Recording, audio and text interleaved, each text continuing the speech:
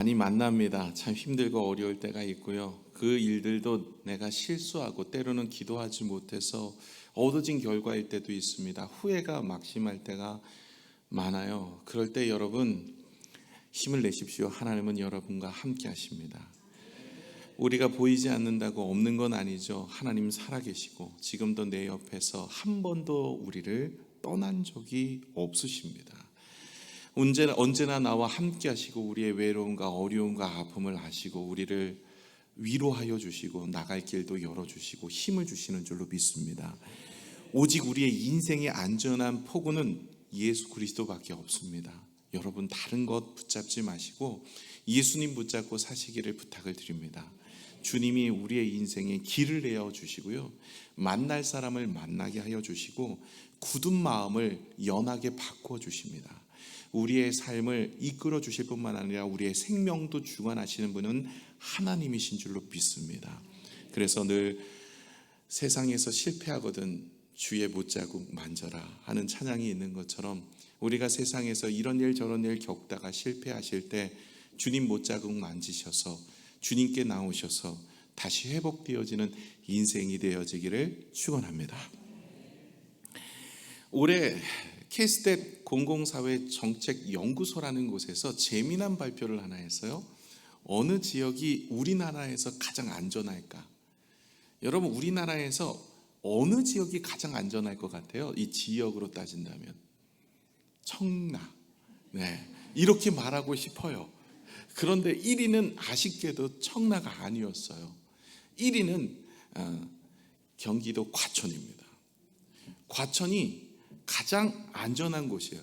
사회 안전을 이들이 표할 때 경제활동, 생활안전, 건강보건, 주거환경 이 네 가지를 가지고 사회 안전도를 측정을 했는데 거기에 1위가 경기도 과천인 거예요.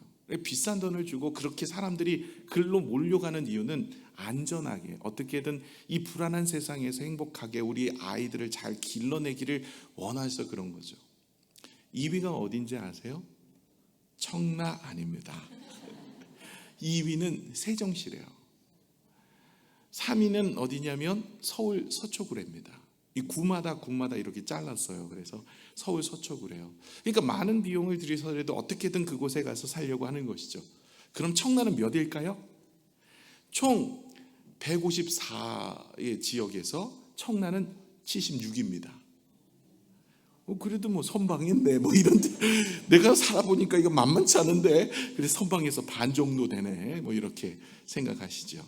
그럼 제일 안 좋은 정말 이런 곳은 살면 안 돼. 이건 안전하지도 않고 이거 무조건 여긴 이사 가면 안 된다는 곳이 있는데 154위가 어디냐면 경북 칠곡군이랍니다.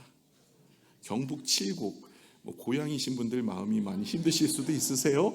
거기가 제일 안전하지 않은 곳으로 뽑혔어요. 바로 위에가 어딘지 아세요? 153위. 의외입니다. 경기도 가평군이에요. 거기는 뭐 놀러 가기도 좋고 뭐 그렇잖아요. 근데 거기가 의외로 삶의 그 안전도가 떨어지는 곳이 가평이래요. 근데 사람들은 왜 이런 것에 관심을 두고 또 안전한 곳을 찾아서 이사도 하고 많은 비용을 들이면서까지도 무리하면서도 어떻게든 그곳에 살려고 할까요? 세상은 안전한 곳이 없어요. 어지러워요. 자녀들을 기르기에 참 어렵습니다. 그러다 보니까 삶을 행복하게 영위하기 위해 많은 재정을 들이고 많은 무리수를 두면서라도 어떻게든 안전한 곳을 찾아서 가는 것이죠. 그런데 그것도 안전하지 않습니다. 진정한 안전은 오직 하나님 품입니다.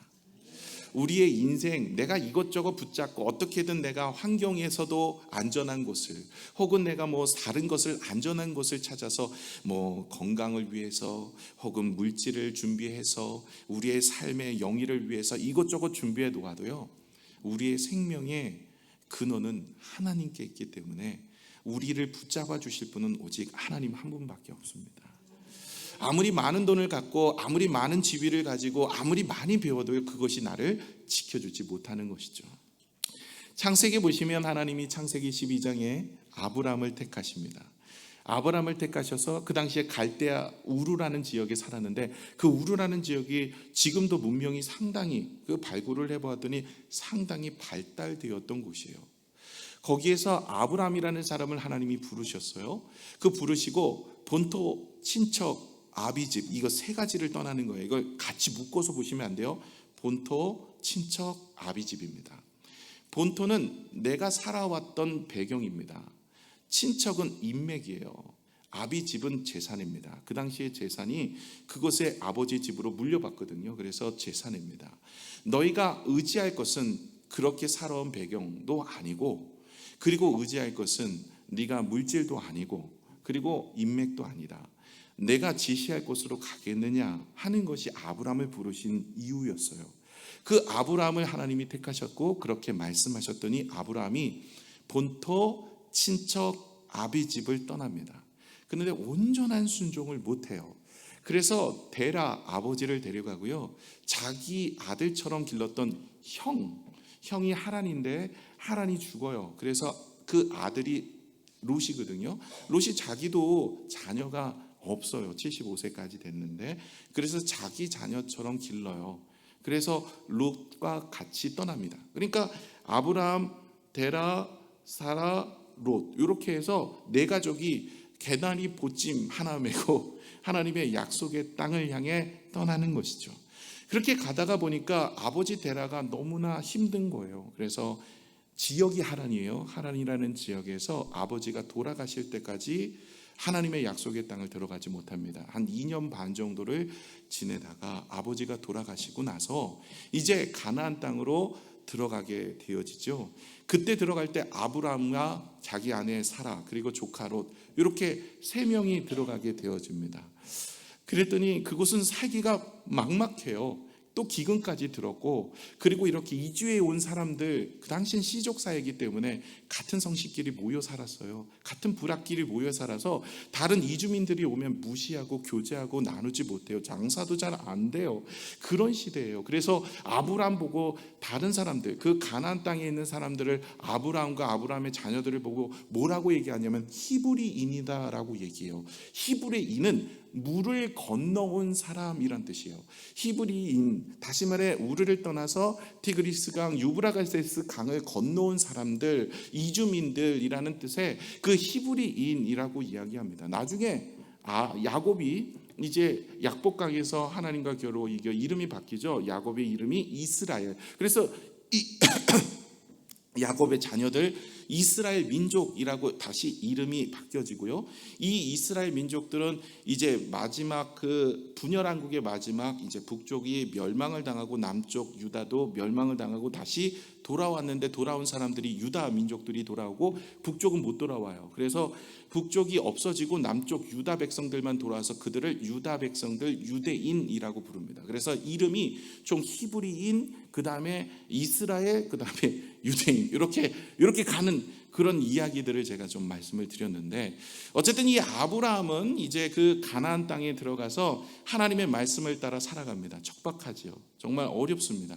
그런데 희한하게 말씀을 따라갔던 아브라함은 점점 부강하게 됩니다. 하나님이 물질도 주시고 은혜도 주셔서 부유해져요. 그리고 함께 갔던 롯도 부유해집니다. 이 같이 갔던 이 두 사람이 함께 부유함을 경험하고 나니까 한 곳에 있을 수가 없어요. 이들은 이제 유목민이라 양이나 소를 쳐야 되는데, 이 양이나 소들이 이제 같이 있는데 서로 간에 일꾼들이 다투기 시작하는 거예요. 그래서 목초지 가지고도 다투고 서로 있으면서 누구의 양이냐 누구의 소냐 이런 거 가지고 다투니까 이제는 이것이 은혜가 되지 않는 거예요. 그래서 아브라함이 제안을 합니다. 자기 조카 롯에게 제안을 합니다. 네가 동쪽으로 가면 내가 서쪽으로 가고, 네가 북쪽으로 가면 내가 남쪽으로 가겠다. 네가 선택을 해라. 이렇게 이야기하니까 조카 롯이 그러면 내가 좋은 곳으로 가겠습니다. 하나님께 기도하고 결정을 해야 돼요. 여러분, 뭐든지 믿음의 사람은 하나님께 기도부터 먼저 하셔야 돼요. 내가 선택을 하고 하나님 이거 주세요라고 기도하는 건 늦습니다. 먼저 하나님 앞에 기도하고 해야 될지 말아야 될지 무엇을 원하든지 하나님께 묻고 구하고 주시는 마음으로 하는 것이 은혜죠. 근데 조카 롯은 하나님께 기도하지 않습니다. 자기의 소견에 좋아 보이는 소돔과 고모라 성이 있는 거예요. 자기는 이제 유목민이었었잖아요. 들판에서 이렇게 장막을 치며 살았던 인생인데, 내가 이제는 많은 재산이 있어요. 이 재산을 좀 잘 연명하면서 지키고 나가고, 또 결혼하면 자녀가 나올 텐데 자녀들 교육도 시켜야 되고, 또 이런 광야에서 살다 보니까 이 외세로부터 침범을 당하고 악한 그 짐승들이나 도적대도들로부터 어려움을 당하니까 성이 필요한 거예요. 나도 한번 성에서 살아보고 싶다. 그래서 소돔성, 고모라성 거기로 이주하게 됩니다. 하나님께 기도하지 않고 자기의 눈에 좋은 것을 따라서 그리로 간 거예요. 그래서 살았습니다. 안전했을까요? 안전하지 않았습니다. 북쪽에 있었던 그돌라오멜 왕이라는 왕이 있습니다. 그 왕이 연합군을 몰고 와서 남쪽의 5 성들을 점령해 갑니다. 그 5 성 중에 2성이 소돔성, 고모라성이에요. 그리고 다 점령을 해갖고 그들을 초토화시키고 그들의 재물을 다 빼앗고, 그리고 그 사람들을 빼앗아서 종으로 팔라고 데리고 가고 있었습니다. 이 소식을 들었던 아브라함이 자기가 길렀던 그 가정에서 기르고 훈련시켰던 318명을 데리고 전장에 나가서 그돌라오멜 연합군을 무찌릅니다. 한 나라가 아닙니다. 한 부략도 아닙니다. 그냥 한 집안에 있는 아브라함이 가서 연합군의 나라를 초토화시키고, 그리고 나서 이 롯을 구출해 낸 거예요. 그러면 이 롯이 그제서야 안전한 곳은 이곳이 아니구나, 하나님과 함께하는 것이 안전하구나라고 깨달으면 좋을 텐데 깨닫지 못하고 여전히 소돔성, 고모라성으로 들어갑니다. 그리고 나서 하나님의 진노가 임하여서 하늘에서 불이 내려오고 유황이 내려와서 완전히 소돔과 고모라가 멸망을 당할 때, 이제 그들은 모든 것을 다 잃어버리고 4명의 가족들을, 2 딸과 아내와 같이 도망하여 나오다 아내는 뒤를 돌아봐 소금 기둥이 되었어요. 그래서 이스라엘 성지순례 가면 그 소금 기둥 되어진 아내를 볼 수가 있죠. 그리고 나서 아버지 롯과 2 딸이 도망하다가 이 2 딸들이 우리 민족을 이제는 우리가 좀 이렇게 좀 번성하자라고 생각해서 아버지에게 술을 많이 드시게 하고, 첫째 딸이 들어가 근친상간이죠. 임신을 합니다. 그 아들이 누구냐면 모압입니다. 이스라엘을 그렇게 괴롭히는 모압 족속의 조상이요. 둘째 딸은 들어가 아들을 또 낳는데 암몬입니다.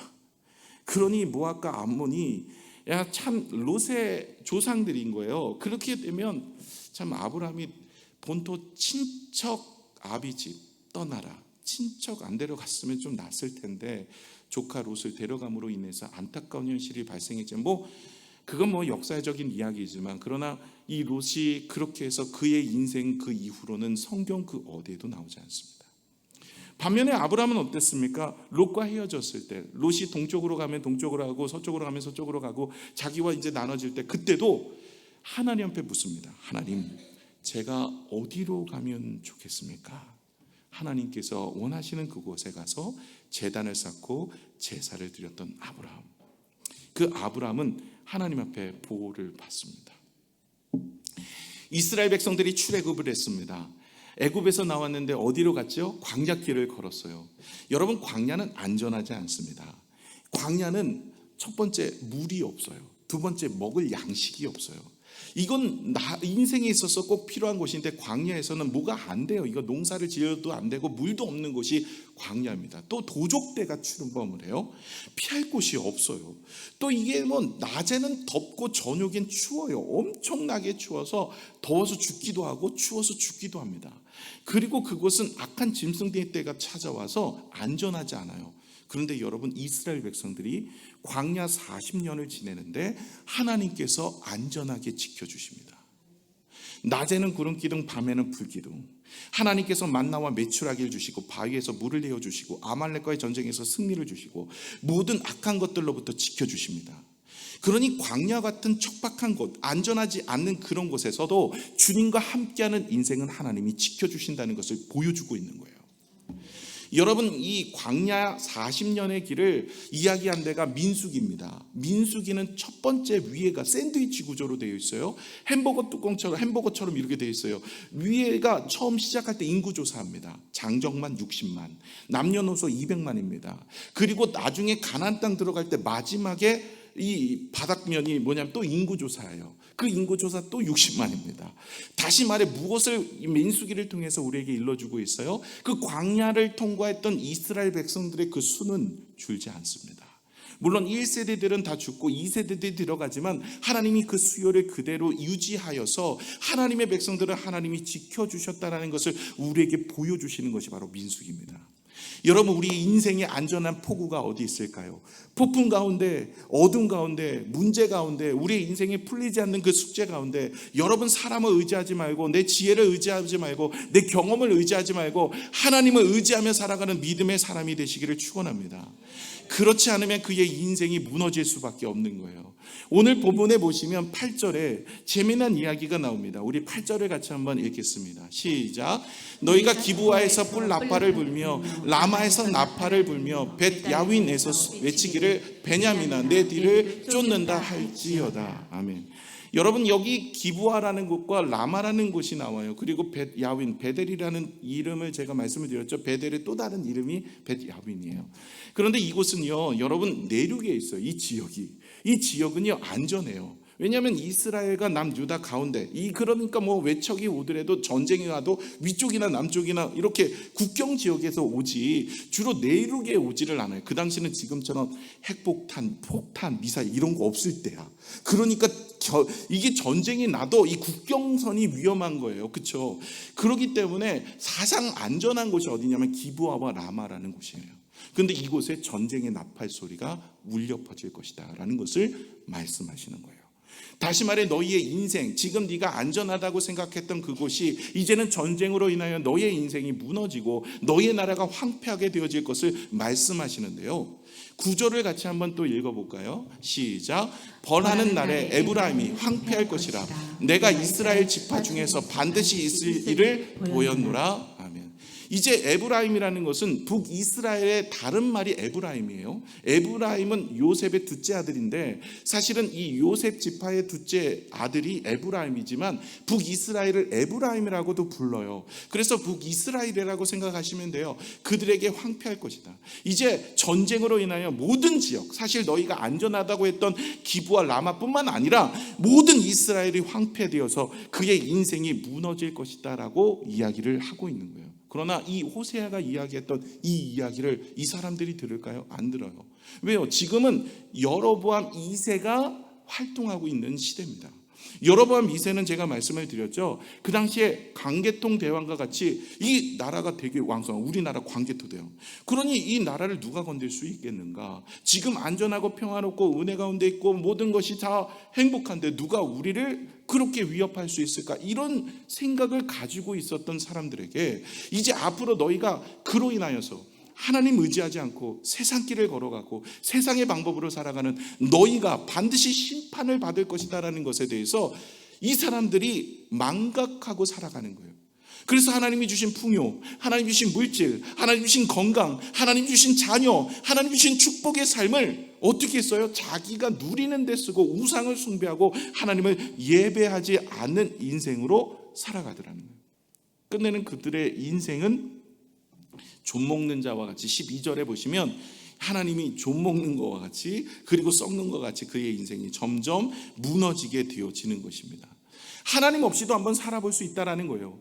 많은 것들이 있으니까 능력도 있고 지혜도 있고 힘도 있고 물질도 있고 재능도 있고 뭔가도 있고 뭐가 많으니까 하나님 앞에 예배하지 않아도 하나님을 찬미하지 않아도 살 수 있다라고 생각을 해요. 이것처럼 미련한 건 없죠. 그의 인생 무너지게 되는데 북이스라엘, 남유다 이것 때문에 무너지는 것이죠. 하나님의 법을 떠나 하나님의 말씀을 떠나 자신의 인생 한번 살아보겠다고요. 여러분, 에덴 동산의 아담과 하와도 왜 선악을 알게 하는 실과의 열매를 다 먹었을까요? 하나님처럼 되어서 이제 하나님 없이도 한번 살아보겠다고요. 창세기 11장에 바벨탑 사건이 나와요. 시날 평지에다가 이 니므롯이라는 사람이 이 모든 사람들을 모아다 놓고 거기에다가 탑을 쌓습니다. 탑을 쌓으면서 뭐라고 얘기해요? 12장, 우리 11장 4절의 말씀을 같이 읽을게요. 시작. 또 말하되 자 성읍과 탑을 건설하여 그 탑 꼭대기를 하늘에 닿게 하여 우리 이름을 내고 온 지면에 흩어짐을 면하게 하였다. 이 사람들이 이제 탑을 쌓아서 온 지면에 흩어짐을 면하자. 아니 하나님께서 이전에 보니까 홍수를 통해서 모든 사람들을 다 멸하셨는데 노아의 8명 외에 이제는 많은 사람들이 그 노아의 8명의 가족들이 이제 번성하고 번성하여서 많은 사람들이 됐어요. 그런데 이제는 우리가 이 탑에 올라가서 이렇게 하나님께서 심판하시더라도 더 이상 우리를 건들지 못하도 탑 위로 올라가자. 그리고 흩어짐을 면하자. 이러면서 하나가 되자. 우리가 이제 위대함을 한번 보여주자. 하나님처럼 높이 올라가서 그 높은 곳에서 자신의 이름을 내고 자신의 명성을 내면서 살아가기를 원하고 있었던 것입니다. 그럴 때 하나님께서 그들을 심판하시기에 언어가 혼잡게 만들어서 다 뿔뿔이 흩어 버리시는 거예요. 그때 계셨던 분들 천국에서 만나면 제가 한 따까리 하려고요. 이분들 그때 이 사건 없으면 영어를 배울 필요가 없어요. 이게 언어가 혼잡게 돼서 민족이 되어지고 언어들이 이게 나눠진 겁니다. 그래서 뭐 이 언어, 중국어, 영어, 뭐 민족들이 나눠진 각자의 언어, 이게 언제 회복이 되냐면 사도행전 2장에 성령이 오고 나서 언어가 회복이 됩니다. 그래서 언어라는 것 자체가, 말이라는 것 자체가 하나님의 형상으로 지음받아진 것 중에 하나인데 이것이 축복이기도 하고 때로는 저주이기도 합니다. 말대로 되어져요. 그래서 아브라함에게도 복을 주신데 네가 축복하는 자에게 내가 축복하고 네가 저주하는 자에게 저주할 것이다. 말에 대한 권세를 주시고 우리 믿음의 사람들은 이 말에 대한 권세가 있어서 우리가 말대로 되어지는 거예요. 그래서 절대로 여러분 말을 부정적인 말이나 안 된다라는 말을 쓰지 말고 긍정의 말을 가지고 살아가시는 것이 은혜가 됩니다. 어쨌든 이렇게 해서 이들은 하나님 없이도 한번 내가 이름을 내고 우리가 흩어짐을 면하면서 살아보자. 그들에게 하나님은 심판이 임하게 되는 거예요. 시편 127편 1절의 말씀을 같이 한번 읽을게요. 시작. 여호와께서 집을 세우지 아니하시면 세우는 자의 수고가 헛되며 여호와께서 성을 지키지 아니하시면 파수꾼의 깨어 있음이 헛되도다. 여러분, 우리가 아무리 파수꾼을 강하게 세워놓고 그 성을 완전하게 지어놓는다 하여도요, 하나님 앞에 온전히 서 있지 않는 인생은 넘어질 수밖에 없습니다. 우리의 인생 완전히 다 갖췄다, 많은 것을 얻었다, 많은 것을 이루었다 한다고 하여서 하나님께서 그것을 지켜주시지 않으면 안 해요. 누가복음 12장 15절에서 21절의 말씀을 좀 한번 보겠습니다. 같이 한번 읽을게요. 시작. 그들에게 이르시되 상가 모든 탐심을 물리치라. 사람의 생명이 그 소유에 넉넉한 데 있지 아니하니라 하시고, 또 비유로 그들에게 말하여 이르시되 한 부자가 그 밭에 소출이 풍성하며 심중에 생각하여 이르되 내가 곡식 쌓아둘 곳이 없으니 어찌할까 하고, 또 이르되 내가 이렇게 하리라. 내 곡간을 헐고 더 크게 짓고 내 모든 곡식과 물건을 거기 쌓아두리라. 또 내가 내 영혼에게 이르되 영혼아, 여러 해 쓸 물건이 많이 쌓아두었으니 평안히 쉬고 먹고 마시고 즐거워하자 하리라 하되, 하나님이 이르시되 어리석은 자여, 오늘 밤에 내 영혼을 도로 찾으니 그러면 내 준비한 것이 누구의 것이 되겠느냐 하셨으니, 자기를 위하여 재물을 쌓아두고 하나님께 대하여 부요하지 못한 자가 이와 같으니라. 아멘. 이 내용 보시면 일이 잘 됐어요. 풍요하게 되었어요. 하는 일마다 잘 돼요. 손대는 곳마다 금손이에요. 얻어질 것도 많아요. 그리고 그것을 통해서 내가 땅도 사고 집도 사고 노후 보장 잘 해놨어요. 그래서 이제는 좀 즐기면서 살아보자 했는데 하나님께서 그 생명을 오늘 저녁 데려가시는 거예요. 그러면 그와 같이 미련한 자가 누가 있냐는 거예요. 우리가 물질도 준비하고 지식도 준비하고 지혜도 준비하고 경험도 다 갖춰갖고 뭔가를 해보았지만, 그러나 생명을 하나님의 손에 붙들림 바 되어 있는 이 생명을 주관할 수는 없는 거예요. 하나님이 다 가지고 계시고 하나님이 세상을 창조하시고 세상을 주관하시기 때문에 아무리 이 땅에 능력이 있고 힘이 있고 뭔가를 다 가지는 알렉산더 대왕도 세상을 더 이상 점령할 데가 없어서 울었대요. 야, 그 정도 대단한 사람이에요? 대단한 헬라 문화에 있어서 알렉산더만큼 대단한 사람이 누가 있겠어요? 알렉산더 대왕이라고 얘기하는데, 근데 그의 나이 33살에 갔어요. 가면서 그 장례할 때 이 사람이 뭐라고 얘기합니까? 나의 관은 양쪽으로 구멍을 뚫어라. 그래서 손을 내밀게 해라. 그 손을 내밀어서 이 관에 행렬이 되어질 때 내 손을 펴서 아무것도 가지고 가는 게 없다는 것을 사람들에게 보이라는 거예요. 지혜로운 자예요. 그래도 내가 이렇게 많은 것을 얻고 많은 것을 누려도 남는 게 없는 인생, 하나님이 주관하시지만 않으면 안 되는 거예요. 진시황 보세요. 모든 건 뭐 중국을 통일하는 최초의 왕이었지만 뭐 나이 45세 갔잖아요. 뭐 지옥 같습니다. 그분 예수 안 믿었거든요. 저랑 만날 일이 없어서 막말해도 돼요. 그래서 그런데 그분 그러고 갔어요. 예. 그렇게 그런 인생으로 살았던 것이죠.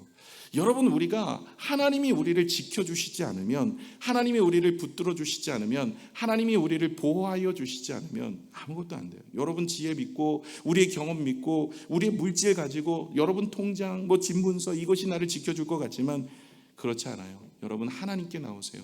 문제가 있으면 어디로 가야 됩니까? 주님께 나오셔야 돼요. 어려움이 있거나 자녀의 문제, 가정의 문제, 직장의 문제, 일터의 문제, 여러분 관계 문제, 이런 문제가 있을 때 기도하러 나오세요. 세례방 기도회, 새벽 기도회, 금요 기도회, 주일 낮 예배, 주일 오후 예배, 혹은 여러분이 혼자서 골방에 기도할 때도 있고, 이렇게 예배당에 오셔서 함께 기도하며 하나님의 은혜를 구하고 어떻게 해서든 문제를 하나님의 방법으로 풀고 하나님이 도와주심으로 풀어야지, 문제가 있는데 기도도 안 하고 아무것도 안 해놓고 아무것도 이루어지지 않는다고 이야기를 해요. 여러분, 우리 하나님 앞에 매달리면 하나님이 우리의 인생을 붙들어 주실 줄로 믿습니다. 여러분, 하나님은 한 번도 여러분을 떠나지 않으십니다. 지금 내가 보고 있지 못하고 느끼고 있지 못할 뿐이지 하나님은 우리를 놓지 않으십니다. 그렇기 때문에 여러분, 인생의 풍랑이 찾아오고 문제가 찾아오면 사람 찾아 나서지 마세요. 세상의 방법 찾아 나서지 마세요. 하나님 붙들고 살아가시는 여러분 되시기를 부탁을 드립니다. 그것이 바로 하나님만이 안전한 포구예요. 그런데 북이스라엘 백성들과 남유다가 문제가 지금 찾아왔어요. 그런데 하나님을 붙들지 않아요. 12절을 같이 한번 읽을게요. 시작. 그러므로 내가 에브라임에게 종 같으며 유다 족속에게는 썩이는 것 같도다. 이들에게 문제가 찾아왔어요. 어려움이 찾아왔어요. 그리고 그들은 하나님을 떠나 우상을 숭배해요. 살만하거든요. 괜찮거든요. 기도하지 않아도, 하나님 도와주시지 않아도 내 나름대로 뭐 노후 보장도 잘 해놓고 내 나름대로 열심히 일터에서 열심히 일을 하면 월급도 나오고, 아니 내가 아픈 데도 없고 내 자녀 지금 좋은데 과외시키고 그래서 내 삶에 괜찮거든요. 사업도 그냥 뭐 이렇게 잘 되고 있어요. 여러분, 이게 이제 망해가는 길이에요. 여러분, 우리가 하나님 붙들지 않으면 지금은 좋을지 모르나 나중은 우리가 장담할 수 없습니다. 이스라엘은 좀 먹는 자와 같고, 그리고 썩이는 것과 같다. 유다는 그렇게 해서 북쪽 이스라엘, 남유다 둘 다 멸망의 길로 가고 있는 거예요. 이 호세아서는요, 앞으로 되어질 일들을 예언한 거예요. 이렇게 될 것이니까 이 예언서는, 여러분, 이 선지서는 너에게 죄에 대해서 드러나게 하고 이렇게 하나님이 심판하실 거다 말씀하신 거예요. 이 얘기만 들으면 안 하면 되는데 이 얘기를 듣지를 않아서 끝내는 이 예언의 말씀이 그대로 이루어져서 우리는 그 이루어진 이야기를 듣고 있는 거죠. 그런데 이들은 아직 이 일이 이루어지지 않았어요. 사실은 이들에게 하나님께서는 회개하고 돌아오라고 말씀하시는 거예요. 저와 여러분에게는 마찬가지입니다. 이들을 바라보면서 이런 죄를 범하고 있다면 우리가 회개하고 이렇게 살지 말고 하나님 붙들고 살라라고 말씀하고 있는 내용으로 오늘 저와 여러분에게 성령의 음성을 들려주시고 계시는 겁니다. 그러면 이들이 하나님을 떠나서 어떻게 살았는가? 짧게 두 가지, 북이스라엘과 남유다의 죄악들을 오늘 성경은 지적하고 있거든요. 그 모습이 우리 안에 있다면 내려놓고 주님 앞에 나가셔야 할 부분입니다. 먼저 남유다의 죄를 드러내고 있어요. 10절을 같이 한번 읽을게요. 시작. 유다 지도자들은 경계표를 옮기는 자 같으니 내가 나의 진노를 그들에게 물같이 부리리라. 하나님이 화가 많이 나셨나 봐요. 진노를 물같이 부으리래. 그 이야기가 왜 일어났냐면 유다 지도자들이 경계표를 옮겨요. 이 경계표를 옮긴다는 의미가 무엇일까요? 여러분, 이스라엘은요, 땅을 하나님이 다 분배를 시켜주셨어요. 그죠? 그 땅은 절대로 사고 팔 수는 없습니다. 그들이 가난해서, 이 다른 사람들에게 가난해서 자기의 땅들을 이렇게 내어줄 때는요, 빌려주는 거예요. 그래서 빌려줘서 그 빌려주는 금액만큼만 우리가 받는 거예요. 그리고 50년이 되어지면 다시 돌려줘요. 그래서 어떤 지역이든 하나님께서 예정하신 그 지역이 있는데 그것을 넘어서는 안 돼요. 그 이유는 바로 이스라엘에게 가난한 사람도 있고 부유한 사람도 있지만 이 가난이 대물림되지 않도록 하나님께서 그것을 회복시키는, 50년 만에 다시 회복해요. 그렇게 해서 하나님께서는 가난한 자와 어려운 자를 도와주면서 이스라엘 백성들이 평안롭고 은혜 가운데 하나님의 법 안에 살기를 원했는데 이 남유다 지도자들이 그 법을 허물어 버린 거예요. 이 부자들이 가난한 것을 착취를 하고 50년 만에 희년에 돌려주지 않고 경계석을 옮겨가는 거예요. 그래서 그로 인하여서 가난한 자들에게 하나님의 사랑과 은혜 가운데 살지 않아요. 오히려 그들을 폭리를 취하고 그들을 갈취하는 거예요. 이 법은 세상의 법이에요. 하나님의 법은요, 약한 자, 가난한 자, 고아와 과부를 돌아보고 그들의 어려움을 돌아보면서 그들에게 하나님이 주신 것들을 잘 지켜서 그렇게 살아가는 거예요. 그런데 남유다가 탐욕을 가지고 그 법을 만들어서 경계표를 옮겨요. 여러분, 성경에 경계표를 옮김으로 인해서 끝내는 망한 족속이 있어요. 단지파입니다. 여러분, 단지파가 이스라엘에서 분배를 받은 땅은 이 유다 지파 옆쪽에 있어요. 그 지역은요 좀 척박해요. 그리고 공격, 외세로부터 공격을 많이 받고 이 단지파가 부여받은 땅이 좀 작아요. 그러다 보니까 이 단지파가 화가 많이 난 것 같아요. 이곳에서 내가 살 바를 못하자, 유일하게 하나님이 주신 땅을 버리고 북쪽으로 올라간, 자기가 살 바를 찾아간다고 올라간 지파가 단지파예요. 그래서 요한계시록을 보면 하나님의 입맞는 자가 나와요. 하나님 앞에 부름받아서 하나님 천국에 들어가는 입맞는 자가 나오는데 거기에 12지파들이 쫙 기록이 되어 있어요. 그런데 유일하게 단지파의 이름이 빠져 있어요. 그 부분에 대해서 많은 신학자들이 여러 가지를 이야기를 해요. 우상을 숭배하기 위해서 제일 먼저 이 단지파들에 대한 모습들이 있고 여러 가지 이야기하지만 모든 사람들이 공통적으로 이야기하는 것 중에 하나는 하나님이 주신 그 땅을 버리고 자신의 살 바를 따라서 떠났던 단지파는 요한계시록 7장에 하나님의 12지파 안에 들지 못해요. 안타까운 모습이 아닐 수 없습니다. 하나님이 이런 것을 되게 싫어하세요. 하나님이 정해주신 것, 탐욕을 부리지 말고, 우리가 욕심을 부리지 말고, 우리가 있는 자리에서 하나님 앞에 감사하고 자족의 마음을 가지고 하나님께 나아갈 뿐만 아니라 어렵고 힘든 사람들을 돌아보면서 그런 인생 살아야 되는데 남유다는 그렇지 않았던 거예요. 세상의 방법대로 양육강식으로 그렇게 살아갔던 인생인 거죠. 하나님의 말씀을 붙잡고 살아야 되는데 그러지 못한 겁니다. 끝내는 그들의 인생이 멸망이 된 거죠. 이 두 번째는 북이스라엘의 멸망 제약입니다. 13절에 대해서 우리 같이 한번 읽겠습니다. 시작. 에브라임이 자기의 병을 깨달으며 유다가 자기의 상처를 깨달았고 에브라임은 아수르로 가서 야렙 왕에게 사람을 보내었으나 그가 능히 너희를 고치지 못하겠고 너희 상처를 낫게 하지 못하리라. 아멘. 이제 북이스라엘의 문제가 이것입니다. 지금 하나님을 떠나 살면서 문제가 왔어요. 저희 보세요. 이제 병을 깨닫게 됐어요. 남쪽도 상처를 깨달았대요.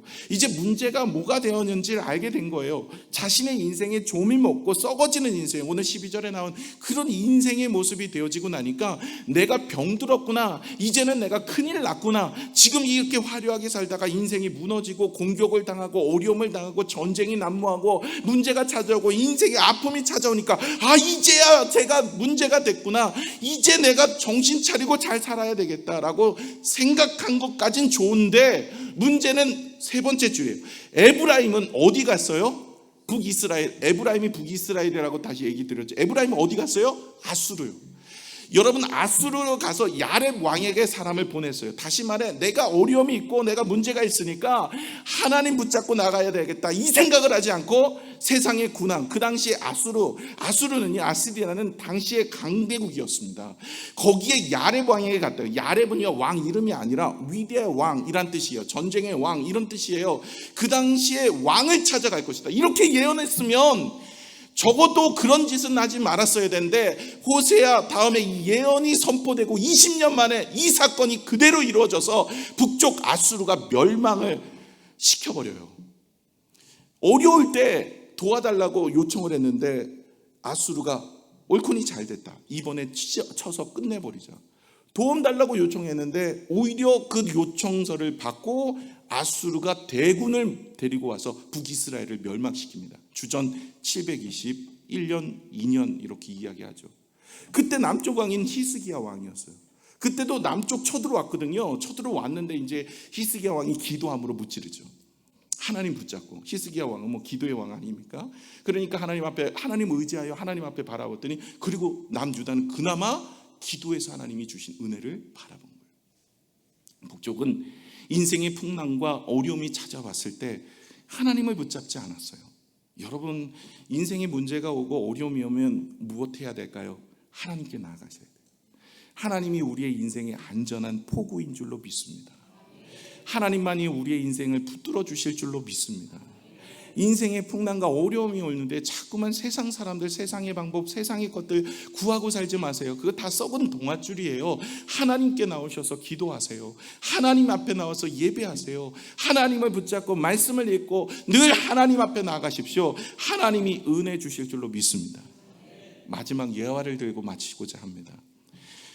외줄타기를 하는 한 서커스 단원이 있습니다. 외줄타기를 너무나 잘해요. 그래서 이 단원이 여기를 갔어요. 한번 사진 보여주시겠어요? 여기가 나야가라 폭포예요. 여기 가면은 워낙 정말 이 광경이, 자연의 광경이 너무나 놀라서 나이가 가버려요. 그래서 나이아가라예요. 나이를 잊어버린대요. 1부 때도 그랬고, 할까 2부 때는 좀 웃어주시겠지 이랬는데 좀 더 웃어주신 것 같아요. 이제 안 하려고요. 이런 아재 개그 이런 거. 이쪽 오른쪽이 이제 캐나다고요. 왼쪽이 이제 미국이에요. 이게 국경이거든요. 이렇게 국경인데 되게 길어요. 그리고 저기가 이게 폭포가 떨어지면서 이게 바람을 일어요. 그래서 저 위에가 바람이 많이 불어요. 그리고 지금 저렇게 물안개가 떨어지면서 물안개가 있어서 이게 옷이 다 젖어요. 저 밑에 배가 여기 들어가죠. 저 이상 못 들어가요. 저기까지 들어갔다 이제 나오는데 여기 양쪽에 이제 진짜 길거든요. 엄청 긴데 거기다 끈을 묶고 외줄타기 하는 거예요. 떨어지면 어떻게 될까요? 가는 거예요. 죽는 겁니다. 그런데 여기를 시도를 한 거예요. 진짜 있었던 일인데 이 시도를 하고 이게 건너가요. 사람들이 옆에서 손에 땀을 쥐고 어떻게 가나 했는데 잘 갔다가 잘 왔어요. 오고 나서 이분이 막 사람들이 이제 환호를 하고 박수를 하고 대단하다고 얘기하는데 이분이 이러는 거야. 한 사람만 나오십시오. 그 사람 내 등을 태우고 갔다 오겠습니다. 아무리 보고 있어도 못 가지. 그거 어떻게 갑니까? 여러분 가겠습니까? 못 가요. 그건 못 합니다. 내가 본 거는 보고 이거 다시 타고 그것도 그 사람 갔다 오고 그 위에 타고 그건 못 하죠. 근데 꼬맹이 하나가 손을 들고 제가 할게요. 나오는 거예요. 사람들이 다 놀랐어요. 그런데 그 서커스 단원이 그 꼬맹이를 등에다 엎쳐매고 거기를 갔다 온 거예요. 이 진짜 사실이 이거 지어낸 게 아니에요. 갔다 왔어요. 그래서 왔는데 사람들이 놀랐죠. 야, 대단하다. 어떻게 그런 용기를 가지고 있었냐? 그랬더니 그 꼬맹이가 이런 얘기를 해요. 저는 하나도 무섭지 않아요. 저분이 제 아버지거든요. 아버지를 믿고 의지하니까 무섭지 않은 거예요. 여러분, 하늘 아버지는 모든 것을 갖고 모든 것을 행하고 모든 것을 할 수 있는 줄로 믿습니다. 여러분, 하나님 아버지 바라보고 믿음을 의지하고 살아가는 여러분 되세요. 문제 있을 때 기도하세요. 상황이 어려울 때 주님 붙잡으세요. 하나님은 언제나 여러분을 포기하지 않으시고, 하나님은 베드로가 3번이나 부인하고 욕하고 떠나가도 다시 찾아가시는 분이 예수님이세요. 예수님은 한 번 택하신 분은 절대로 놓지 않으십니다. 하나님은 여러분을 포기하지 않으십니다. 여러분 문제가 있고 어려움이 있을 때 여러분 주께 나오세요. 기도하세요. 하나님 붙잡으세요.